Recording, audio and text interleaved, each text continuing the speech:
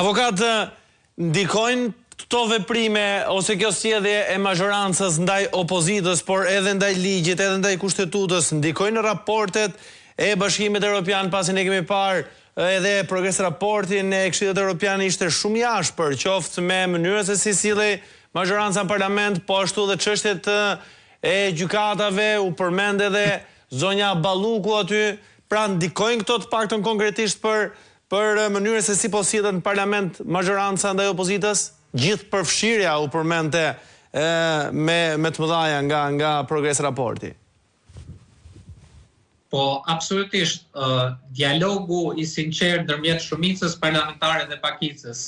bashkëpunimi luajal, respektimi të drejtave të opozitës janë kërkesa thelbësore që ka Bashkimi Evropian ndaj një vendi kandidat për anëtarësim Bashkimin Evropian siç është Shqipëria. Sjellja e mazhorancës në fakt që është evidentuar dhe në raportet e Parlamentit Evropian, por edhe të Komisionit Evropian ndaj opozitës ka qenë një sjellje që mohon apo ka cenuar në mënyrë të përsëritur të drejtat e tyre, sjellje që ka krijuar polarizim të debatit politik në parlament, por edhe përtej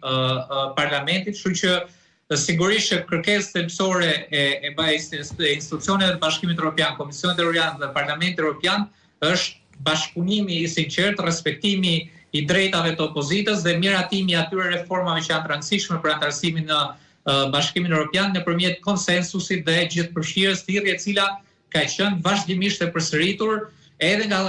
institucionet më të rëndësishme të Bashkimit Evropian, por edhe Këshilli i Evropës ose BE-i e kështu me radhë, ndërkohë që ne në fakt kemi parë një vullnet të mazhorancës për të shkelur të drejtat e opozitës nga një anë dhe për të miratuar në mënyrë të njëanshme të gjitha ato që tashmë konsiderohen ligje të rëndësishme të paketës për integrimin evropian të Shqipërisë. Kujtoj këtu për shembull që për herë të parë në fakt në 20 vite nga miratimi i rregullores së Kuvendit në vitin 2004, opozitës në këtë legislaturë ju mor drejtimi i Komisionit të Integrimit Evropian, duke treguar kështu një vullnet për ta përjashtuar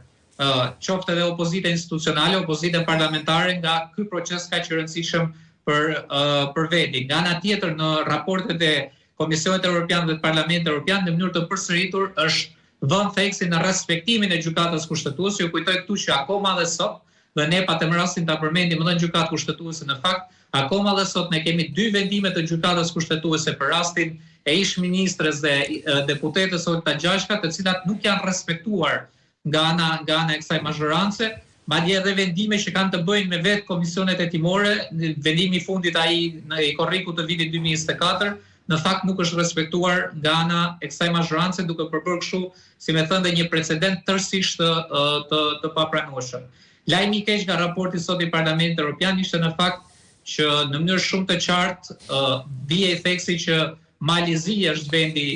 ose shteti i cili në Ballkanin Perëndimor ka avancimin apo progresin më të mirë për anëtarësim të shpejt në Bashkimin Evropian, ndërkohë që Shqipëria ka mbetur disa hapa pas, duke dhënë indicjet e para, besoj, apo duke dhënë shenjat e para që Malezi mbase do të vazhdojë një proces të ndarë nga Shqipëria, megjithëse